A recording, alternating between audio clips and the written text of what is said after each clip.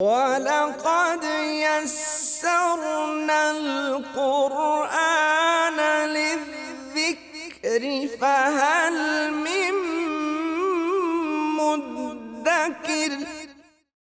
نحمدہ ونصلی علی رسولہ الکریم، اما بعد، اعوذ باللہ من الشیطان الرجیم، بسم اللہ الرحمن الرحیم۔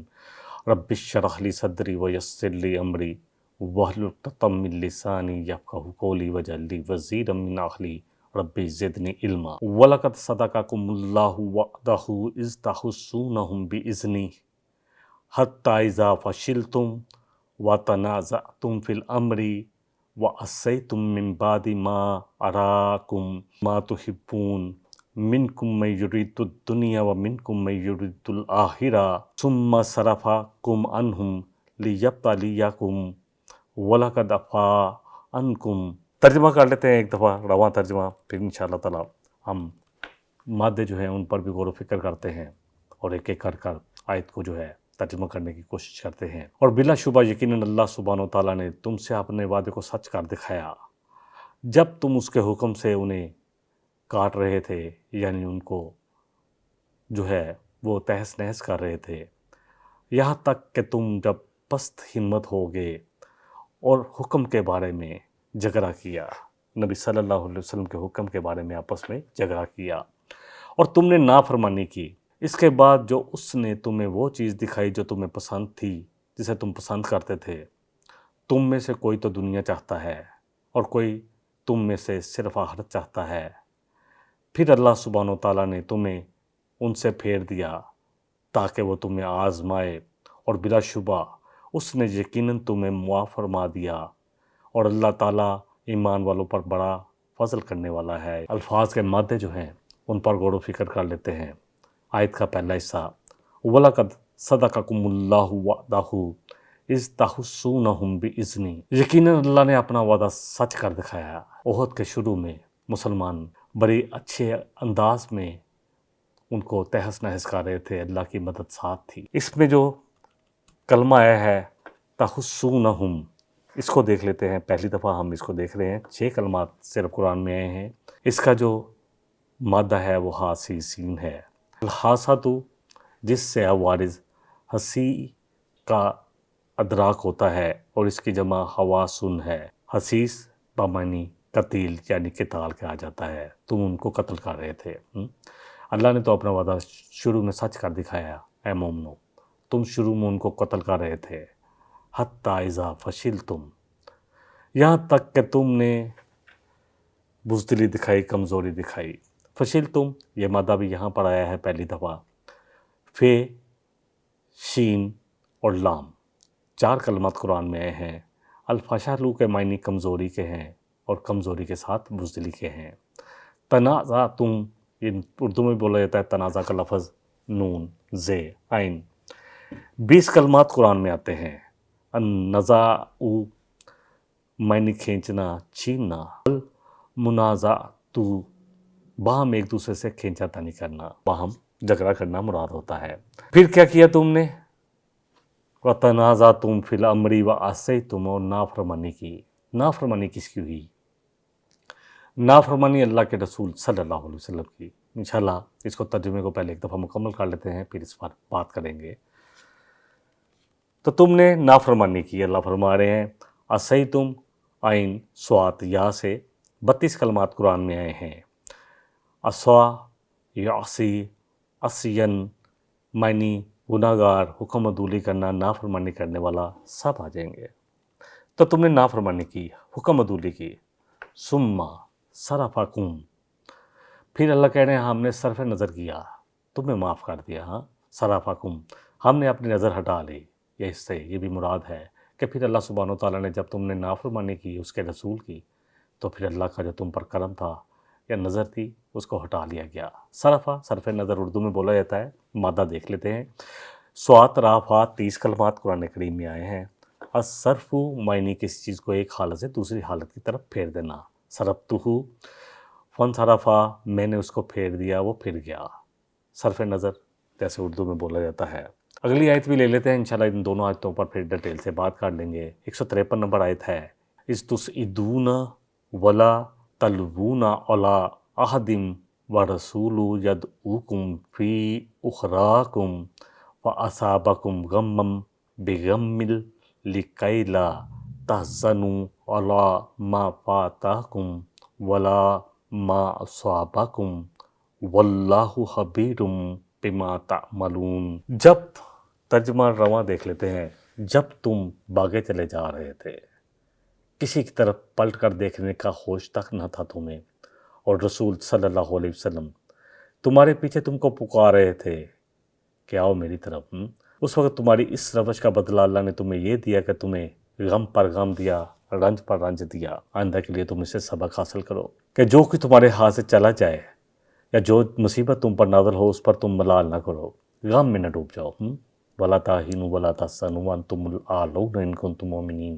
ہم نے پڑھا تھا 138 اسی سورہ مبارکہ میں کہ نہ غموں میں پڑھو نہ کمزور پڑھو اے مومنو، تم ہی غالب رہو گے اگر تم مومن ہو۔ اور یہ آیت ہم سب مسلمانوں کے لیے، 2 ارب مسلمانوں کے لیے ہے آج، جو ہمیں بتا رہی ہے کہ ہم تو کمزور سمجھ رہے ہیں اپنے آپ کو، پتہ نہیں کیا بنے گا اگر ہم نے جنگ شروع کر دی، ہماری معیشت کا کیا بنے گا، ہمارے جو یہ عیاشی ہیں ان کا کیا بنے گا۔ یقین جان آج اگر 2 ارب مسلمان ہم اکٹھے ہو جائیں، اللہ اکبر، اور جہاد کرنے والے جتنی فوجیں ہیں، جس میں سے میں سمجھتا ہوں کہ کم از کم 10 کروڑ کے قریب بہت بڑی فوج مسلمان ملکوں کی بنتی ہے۔ جب اتنی بڑی فوج ہو اور الحمدللہ وسائل بھی ہوں، اور اللہ کا شکر ہے کہ پاکستان ایٹمی طاقت بھی ہے، میزائل ٹیکنالوجی بھی ہے ہمارے پاس الحمدللہ، اس طرح ترکی بھی، یمن بھی، بہت سارے ملک جن کا میں نام گنوا سکتا ہوں مسلمان ملک ہیں، اگر یہ اکٹھے ہو جائیں، یقین جانیں تو کوئی بھی، چاہے پورا کا پورا یورپ اکٹھا ہو جائے، امریکہ اکٹھا ہو جائے، کوئی مسلمانوں کا بال نہیں بیکا کر سکتا ہے۔ لیکن کیا کریں، فرقہ بندی ہے، کہیں ذاتیں ہیں، کیا زمانے میں پنپنے کی یہی باتیں ہیں۔ جو تم سید بھی ہو، مرزا بھی ہو، افغان بھی ہو، یہ بھی بتاؤ تو صحیح مسلمان بھی ہو۔ یہ تو یہاں تک ہے۔ پھر یہ کلمہ جو نعرہ لگا سب سے پہلے پاکستان، یا سب سے پہلے عرب، یا سب سے پہلے ملیشین، تو یہ ایسے نعرے ہیں جنہوں نے امت کو پھاڑ دیا۔ یقین جانیں جب ہمارے بہت بڑا دائرہ چھوڑ کر ہم اپنے چھوٹے چھوٹے دائروں میں بٹ جائیں گے، اگر حق کے لیے کوئی کھڑا ہے تو حق کا ساتھ دینا ہے، ہاں اگر نہ حق ہو تو پھر اس حساب سے فیصلہ کیا جائے گا، لیکن ہر چیز کو دیکھنا ہے، کیونکہ یہ جنگ جو چل رہی ہے، یقین جانیں یہ جنگ رکے گی نہیں، یہ جنگ تیسری عالمی جنگ کی طرف جا رہی ہے، اور اگر آج ہم کھڑے نہ ہوئے تو اس جنگ میں سب سے زیادہ نقصان جو اٹھانے والے ہوں گے وہ مسلمان ہوں گے، اور یہ لکھا جا چکا ہے، جب تک کہ ہم جہاد سے منہ پھیریں گے، جب تک تم نبی صلی اللہ علیہ وسلم فرمایا کہ بائے میاں اور گائیوں کی دنیا پکڑ کے صرف کھیتی باڑی اور تجارت پر راضی ہو جاؤ گے۔ ہمارا کیا مسئلہ ہے، کیا مسئلہ ہے؟ اب تو سارا کاروبار بھی کون لوگ کر رہے ہیں، کون سے ادارے کوئی ہاتھ میں کاروبار آ گئے، حالانکہ ان کے لیے تو ڈیفنس تھا۔ اصل بات یہ ہے کہ الحمدللہ آج بھی ہم سب اپنی فوج کے ساتھ کھڑے ہیں، اور میں سمجھتا ہوں کہ فوج میں جتنا جذبہ ہے، اور پاکستان جیسی فوج کسی کے پاس بھی نہیں ہے، نہ صرف یہ کہ مسلمان ملک بلکہ دوسرے ملکوں کے پاس بھی ایسی جذبے والی فوج نہیں ہے۔ ضرورت ہے کہ اس وقت قیادت بھی سمجھے کہ معاملات کیا چل رہے ہیں، صرف پاکستان ہماری ذمہ داری نہیں ہے۔ قائد اعظم نے جب پاکستان بنا تھا تو انہوں نے کیا کہا تھا کہ یہ ناجائز بچہ ہے جس کو یورپ نے مسلط کر دیا مسلمانوں کے دل میں، فلسطین میں، اور اگر فلسطین میں بیت المقدس نہ بچا، یقین جانے تو پھر وہ مکہ اور مدینہ کی طرف بھی آئیں گے۔ ہم سب کو سوچنا ہے، میں اپنے طور پر جو کر سکتا ہوں، مالی تعاون یا جو بھی کر سکتا ہوں، جو لوگ بھی لڑنے کے قابل ہیں، آج ہمیں فیصلہ کرنا ہے، یہ نہ ہو کہ وقت گزر جائے۔ اللہ اکبر۔ بہرحال آیت کی طرف دوبارہ آتا ہوں، کیونکہ بات ہو رہی تھی کہ تاکہ تم ملال میں نہ پڑ جاؤ، رنج میں نہ ڈوب جاؤ۔ اللہ کی طرف سے آزمائشیں آ رہی ہیں، لیکن مقصد یہ ہے کہ تم سیکھو ان سے اور حوصلے کے ساتھ آگے بڑھو۔ تمہارے سب اعمال سے اللہ باخبر ہے۔ مد الفاظ ان پر غور و فکر کر لیتے ہیں۔ تسعدونا جو پہلا مادہ ہے، یہ بھی پہلی دفعہ ہے، صاد عین دال، 9 کلمات قرآن میں آئے ہیں۔ اسعودو اوپر چڑھنا، یعنی گھاٹی چڑھنا، مشکل ہو جانا کسی چیز کا۔ سعادن و سعیدن و سعودن ہم معنی ہیں۔ سعودن کا لفظ گھاٹی پر بولا جاتا ہے، اور استحارک کے طور پر دشوار گراں جب معاملہ ہو جائے، بڑا مشکل معاملہ ہو جائے، اس پر آتا ہے۔ تلوون، تلوونا لام واو یا، یہاں بہت سارے لفظ، کیونکہ یہ جنگ کا موقع ہے، بہت سارے ہمارے کلمات ایسے آئیں گے جو ہم نے پہلے نہیں کیے۔ سورہ البقرہ میں وہاں بھی جنگ کی بات ہوئی تھی، حضرت طالوت اور جالوت کی جنگ ہوئی تھی، جس میں داؤد علیہ السلام نے مرکزی کردار ادا کیا اور اللہ نے ان کو چن لیا اپنی نبوت کے لیے اور بادشاہت کے لیے۔ اللہ اکبر۔ تلونا جو ہے لام واو یا، 5 کلمات قرآن میں ہیں۔ لوا معنی مروڑنا، تلونا مڑنا، پلٹنا۔ اللہ اکبر۔ نبی صلی اللہ علیہ وسلم ان کو پکار رہے تھے کہ آؤ میری طرف، پلٹو میری طرف، اور وہ پلٹ کر نہیں دیکھ رہے تھے۔ وَأَصَابَكُمْ غَمًّا بِغَمٍّ، وَأَصَابَكُمْ جو ہے پہنچا ان کو، صوبہ واو با جو ہے وہ 28 کلمات آتے ہیں قرآن کریم میں۔ الثواب عمل کی جزا، صوب معنی کپڑا، مصابت جو حالت مقدر ہو اس تک پہنچ جانا۔ ہم نے پڑھا تھا مصابت للناس کہ یہ لوگوں کے لیے پلٹنے کی جگہ کو بنایا گیا، کس کو؟ کعبہ کو، جب تعمیر کیا گیا تھا اس وقت۔ الثواب عمل کی جزا میں نے پہلے بتا دیا، مصابت جو حالت مقدر ہو اس تک پہنچ جانا۔ اگلا جو کلمہ ہے وہ ہے ولا ما اصابکم۔ اصابکم جو ہے سوات واو با، 77 کلمات قرآن کریم میں ہیں، پہلے بھی پڑھ چکے ہیں۔ صابا، اصابا، بارش کا اترنا اس کے لیے بھی صحیح کہا جاتا ہے۔ اترنا کسی چیز کا، برسنا، نشانے پر لگنا، پہنچنا، سارے ہی معنی ہیں جیسے جیسی آیت ہوگی۔ سیاق و سباق کے حساب سے ترجمانی ہم کرتے ہیں قرآن کی۔ آپ جب بہت سارے ترجمے پڑھیں گے تو آپ کو میری بات سمجھ میں آنی شروع ہوگی کہ مقصد بات کو سمجھانا ہے۔ قرآن، اللہ اکبر، یہ قرآن عربی کی اس چوٹی پر ہے کہ آج بھی کسی شخص کو بھی، چاہے وہ مسلمان نہ بھی ہو، عربی میں پی ایچ ڈی کرنی ہے تو آخری پڑھائی جانے والی کتاب، ٹاپ پہ جو پڑھائی جاتی ہے، اللہ اکبر، یہ اللہ کی کتاب ہے جو ہر قسم کی غلطی سے مبرا ہے، اس میں کوئی غلطی ہو ہی نہیں سکتی، اس لیے کہ یہ اللہ کی جانب سے ہے، نہ گرامیٹکلی نہ کسی قسم کی، یہ میرے اللہ کا کلام ہے۔ اللہ اکبر، جو نبی رحمت صلی اللہ علیہ وسلم پر برستا رہا 22 سال 23 سال، اور پھر خوب لکھ دیا گیا، اور اس کی حفاظت کا ذمہ بھی اللہ نے لیا تھا۔ اِنَّا نَحْنُ نَزَّلْنَا الذِّکْرَ وَإِنَّا لَهُ لَحَافِظُونَ، سورہ ہجر، سورہ نمبر جو ہے 15 ہے، اس کی آیت نمبر 9 ہے۔ اللہ فرما رہے ہیں کہ اس قرآن کی حفاظت کا ذمہ ہم نے دیا ہے۔ بہرحال اس آیہ مبارکہ کو بھی ترجمہ کر لیتے ہیں، بلکہ دونوں ہی آیتیں جو ہم نے پڑھی ہیں 152 اور 153، ان کو ترجمہ کر ان پر تھوڑا غور و فکر کرتے ہیں۔ وَلَقَدْ صَدَقَكُمُ اللَّهُ وَعْدَهُ، اور اللہ نے تو اپنا وعدہ مسلمانوں جو تم سے کیا تھا کہ تم اللہ کے لیے نکلو، اللہ کی مدد آ جائے گی۔ اللہ 3000 کیا 5000 فرشتوں سے تمہاری مدد کرے گا، ہم پڑھ چکے ہیں۔ اللہ نے تو اپنا وعدہ پورا کیا۔ اِذْ تَحُسُّونَهُمْ بِإِذْنِی، جب تم اس کے امر سے، اس کے فضل سے، اس کے حکم سے تم ان کو کاٹ رہے تھے، اللہ کی مدد سے سب کچھ آ جائے گا بِإِذْنِی۔ حتیٰ، یہاں تک کہ اذا فشلتم، پھر جب تم نے بزدلی دکھائی، کمزوری دکھائی، وتنازعتم فی الامر، یہاں پر بزدلی کی بجائے کمزوری زیادہ ہے کہ کمزوری دکھائی، مسلمان تو کاٹ رہے تھے، کیا ہوا اس پر غور کرنا انشاءاللہ۔ اور تم نے اس حکم میں جس کو تمہیں دیا گیا تھا، جو نبی صلی اللہ علیہ وسلم نے دیا تھا، میں اس لیے بار بار کہہ رہا ہوں اللہ کی طرف سے تھا جو حکم، اور نبی صلی اللہ علیہ وسلم، اللہ اکبر، زمین پر جتنے بھی نبی تھے اللہ ان کو گائیڈ کرتا ہے، اللہ کی ذات کا عمل ہے، اور نبی معصوم ہیں، اللہ کی طرف سے جو فیصلے وہ کرتے ہیں وہ اللہ تعالیٰ ان کے دل پر صادر کر دیتا ہے، ایک وحی جعلی ہے اور ایک خفی۔ بہرحال فیصلہ کیا گیا، وَعَصَیْتُم مِّن بَعْدِ مَا أَرَاكُم مَا تُحِبُّونَ، اور تم نے نافرمانی کر دی اللہ کے حکم کی، اللہ کے رسول کے حکم کی، اس کے بعد کہ تم نے وہ دیکھا جسے تم محبت کر رہے تھے۔ مِنکُم مَن یُرِیدُ الدُّنْیَا، تم میں کچھ ایسے بھی ہیں جو دنیا چاہ رہے ہیں، وَمِنکُم مَن یُرِیدُ الْآخِرَہ، اور تم میں سے بہت سارے ایسے ہیں جو تو آخرت کو چاہتے ہیں۔ ثُمَّ صَرَفَکُمْ عَنْہُمْ لِیَبْتَلِیَکُمْ، اللہ نے وہ وعدہ جو تم سے کیا تھا، پھر اللہ نے اس وعدے کو پھیر دیا، تم نے نافرمانی کی، اس کے سزا ملی، تاکہ تمہیں اب آزمائش میں ڈالا جائے، آزما کے تمہیں پکا مومن کر دیا جائے کہ ہاں اس کے بعد نبی صلی اللہ علیہ وسلم کے کسی حکم کی عدولی نہیں ہونی چاہیے، اور دنیا کی مبتنی آخرت پہلے ہوگی۔ وَلَقَدْ عَفَا عَنْکُمْ، اور یقیناً اللہ نے تم سب کو معاف کر دیا۔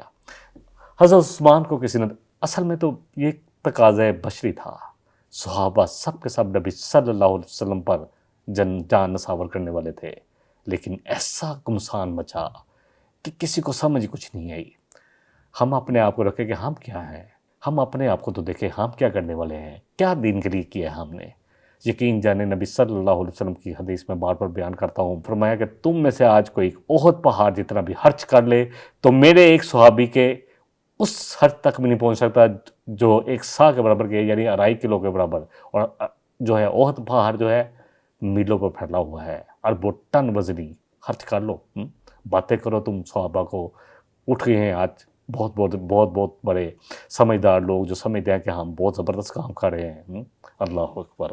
غزوہ بدر میں بھی کہہ دیتا کہ اللہ نے تم سب کے گناہ معاف کر دیے، اور یہ وہ سب لوگ ہیں جن پر تان کیا جاتا ہے جو سب کے سب بدر میں بھی تھے۔ عثمان غنی رضی اللہ عنہ نہیں تھے تو وہ بھی نبی صلی اللہ علیہ وسلم نے خود کہا تھا کہ تم اپنی بیوی کے پاس، جو ان کی نبی صلی اللہ علیہ وسلم کی بیٹی تھی، ان کے پاس رکو۔ اور پھر آپ دیکھیں کہ حدیبیہ کے موقع پر بھی یہ سب صحابہ موجود تھے الحمدللہ، اور جو تان کرنے والے ہیں وہ اپنے کردار دیکھیں کہ وہ کہاں کھڑے ہیں۔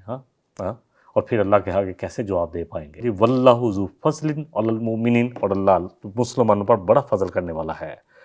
اذ تسعدون ولا تلوون علی احد ورسول یدعوکم، جب تم گھاٹی پر چلے جا رہے تھے اور مڑ کر بھی نہیں دیکھ رہے تھے، اور رسول صلی اللہ علیہ وسلم تمہیں پکار رہے تھے، فی اخراکم، دوسری جانب سے، فاصابکم غم بی غم، پھر تم پر غم کے بعد غم آیا، رنج کے بعد رنج آیا، تکلیف کے بعد تکلیف آئی، لِكَيْ لَا تَحْزَنُوا عَلَىٰ مَا فَاتَكُمْ، تاکہ تم جو کھو جائے۔ اللہ نے تمہیں اس لیے بھی آزمایا، اللہ کہتے ہیں اس لیے بھی غم بھی دیا تاکہ تم یہ نہ سمجھو کہ غم کے بعد ٹھیک نہیں ہونا، بلکہ جو کھو گیا اس پر تم پریشان نہ رہو ساری زندگی۔ وَلَا مَا أَصَابَكُمْ، اور جو تمہیں تکلیف پہنچی اس پر پریشان نہ رہو۔ وَاللَّهُ خَبِيرٌ بِمَا تَعْمَلُونَ، اور اللہ خوب جانتا ہے، باخبر ہے جو بھی تم عمل کرتے ہو۔ بڑی زبردست آیت ہے۔ دیکھیں اللہ سبحانہ وتعالیٰ نے تو سب کو بخش دیا، جتنے شہید ہوئے سب کے سب اللہ کی راہ میں شہید ہوئے۔ ایک جنگی غلطی ہوئی، ایک نافرمانی ہوئی، صحیح بخاری کی حدیث سے ہمیں مدد مل جائے گی۔ جنگ احد کے موقع پر حدیث کا نمبر بھی نوٹ کر لیں، صحیح بخاری 4043 4043 4043۔ جنگ احد کے موقع پر جب مشرکین سے مقابلے کے لیے پہنچے صحابہ کرام نبی صلی اللہ علیہ وسلم کی معیت میں آپ کے ساتھ، تو آپ صلی اللہ علیہ وسلم نے، کیونکہ آپ بڑے زبردست معاملے کو سمجھنے والے تھے اور مشورہ بھی کرتے تھے صحابہ سے، ایک سارا کچھ تو کور تھا، پیچھے کو احد پہاڑ تھا، لیکن ایک درہ حادثہ جہاں سے حملہ کا ڈر تھا پیچھے سے۔ آپ صلی اللہ علیہ وسلم نے عبداللہ بن زبیر رضی اللہ عنہما کی ماتحتی میں پہاڑی پر 50 لوگوں کو مقرر کیا۔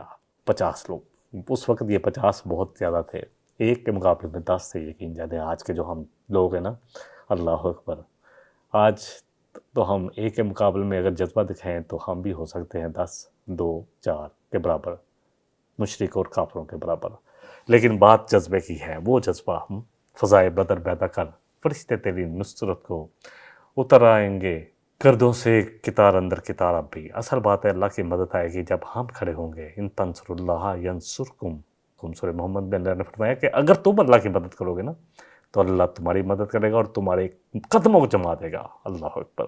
بہرحال انہیں حکم دیا کہ اپنی جگہ سے نہ ہٹنا، اس وقت تک کہ تم ہمیں دیکھ لو کہ ہم غالب بھی آ گئے، یہاں تک کہ نہ ہٹنا کہ تم دیکھ لو کہ ہم مسلمان جو ہیں پوری جنگ جیت چکے ہیں اور ماننے کی غنیمت بھی اگر اکٹھا ہو رہا ہے تو تم نے میری اجازت کے بغیر نہیں آنا، تم نے وہیں کھڑے رہنا ہے۔ بہرحال جب مڈ ویٹ ہوئی، کفار سے ہوئی تو ان کی بگڈر مچ گئی، ان کی عورتیں پہاڑیوں پر تیزی کے ساتھ چلنے لگیں اور یہاں تک کہ ان کی پنڈلیوں کے اوپر سے کپڑے اٹھے اور پازیبیں بھی نظر آنی شروع ہو گئی۔ اللہ اکبر۔ حضرت عبداللہ بن زبیر سے کہنے لگے تیر انداز ان کے ساتھی کہ غنیمت غنیمت، مسلمان اس وقت ڈیفینیٹلی وہ بھاگ گئے تو غنیمت کٹھی کر رہے تھے۔ اس پر عبداللہ بن زبیر رضی اللہ عنہ نے فرمایا کہ مجھے نبی صلی اللہ علیہ وسلم نے حکم دیا ہے اور تاکید کیا کہ اپنی جگہ سے نہ ہٹنا، لیکن ان کے ساتھیوں نے ان کے حکم کو نہیں مانا۔ ان کے ساتھ صرف 10-15 لوگ رہ گئے، باقی 35-40 لوگ جو ہے انہوں نے حکم عدولی کر دی۔ اللہ اکبر۔ اور اس حکم کی عدولی کا نتیجہ یہی ہوا کہ وہ جو 10-12 درے پہ تھے یا 15 تھے، عبداللہ بن زبیر سمیت سب کے سب شہید ہوئے، کیونکہ اللہ اور اس کے رسول کے حکم کو انہوں نے سمجھ لیا تھا کہ ہم نہیں ہٹنا جب تک کہ آئے نہ اوپر سے کہ آپ نیچے آ جاؤ۔ اور باقی 70 مسلمان شہید ہوئے، جس میں نبی صلی اللہ علیہ وسلم سے بہت زیادہ پیار کرنے والے حضرت حمزہ رضی اللہ عنہ، بلکہ ان کی لاش کا مسئلہ کیا گیا یقین جانے اللہ اکبر۔ اور مصعب بن عمیر رضی اللہ عنہ جنہوں نے اتنی بڑی قربانی دی ہے، آج کے نوجوان جو ہے نا، جوان وہ پڑھے تو صحیح، لوگ سمجھتے ہیں کہ اب بڑھاپے میں جا کے دین کی طرف آئیں گے۔ مصعب بن عمیر رضی اللہ عنہ کے بارے میں آتا ہے کہ ایک امیر گھر میں تھے، اتنے امیر تھے کہ ایک جوڑا جو پہنتے دوسرے دن نہ پہنتے، اور ایسی خوشبوئیں لگاتے کہ جب نکلتے تو دور دور تک مہک جاتا۔ جب دین قبول کیا تو والد فوت ہو گئے تھے، چچا تھا، اس نے کہا اگر تم نے دین سے بات نہیں، اور ایون والدہ نے بھی کہا تو ہم تمہیں گھر سے نکال دیں گے۔ اور پھر جب نکالا تو اللہ اکبر، کپڑے تک بھی کہ اگر تم اتنا ہی تمہیں شوق ہے تو پھر جو ہم نے جو بھی دیا سب کچھ دے دو۔ تو جا رہے تھے تو کہا کپڑے بھی اتارو، پھر بڑی مشکل سے ایک چٹائی لپیٹ کر نبی صلی اللہ علیہ وسلم کی خدمت میں پہنچے۔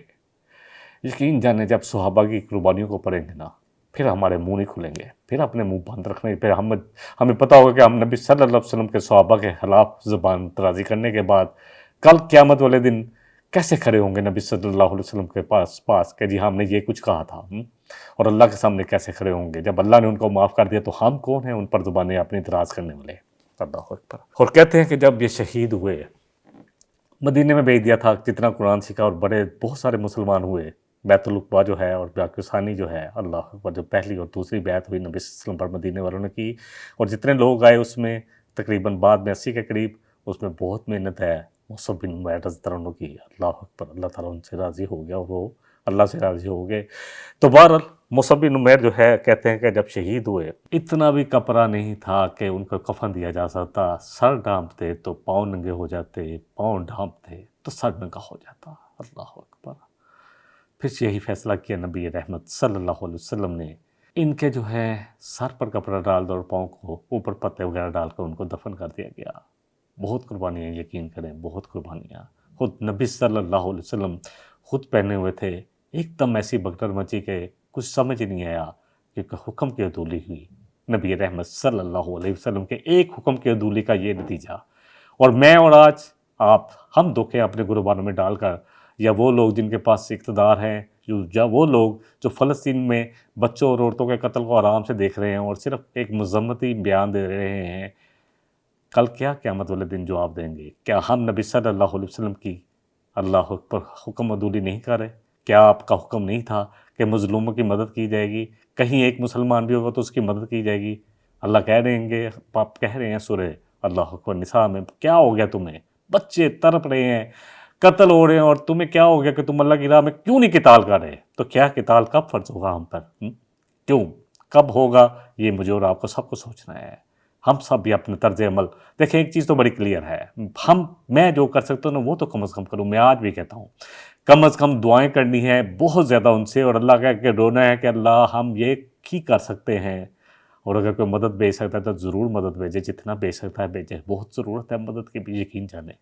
چھوٹے چھوٹے بچے، عورتیں، غریب، کمزور مرد، سب کچھ سورہ نساء کی آیت میں تھا کہ وہ سب کچھ ما لکم اللہ تقاتلون فی سبیل اللہ، کیوں کیا ہو گیا تمہیں؟ کیوں اتنے بزدل ہو گئے کہ اللہ کی راہ میں کیوں نہیں جہاد کے لیے نکل رہے؟ اور اس امت کا جو عروج ہے وہ جہاد ہی ہے۔ نبی صلی اللہ علیہ وسلم نے فرمایا اس امت کا جو عروج ہوگا وہ جہاد کی وجہ سے ہوگا۔ میں پھر اس حدیث پر بات کو مکمل کر رہا ہوں کہ جب تم گائیوں کی دمیاں پکڑ کر اور کھیتی باڑی کرتے ہوئے اور تجارتیں کرتے ہوئے اور کاروبار کرتے ہوئے اسی پر راضی ہو جو کہ اللہ کی راہ میں جہاد نہیں کرو گے تو تم پر ایسی مسکنت، ایسی ذلت نازل ہوگی اللہ کی طرف سے جو اس وقت تک نہیں ٹلے گی جب تک کہ تم دوبارہ اللہ کے جہاد کی طرف نہیں آؤ گے۔ یہی ہماری بقا ہے، یہی اسی میں ہماری عزت ہے، اور یقین مانے اسی میں ہماری زندگی ہے، ورنہ ہم ایک ایک کر مرتے جائیں گے، وہ مارتے جائیں گے۔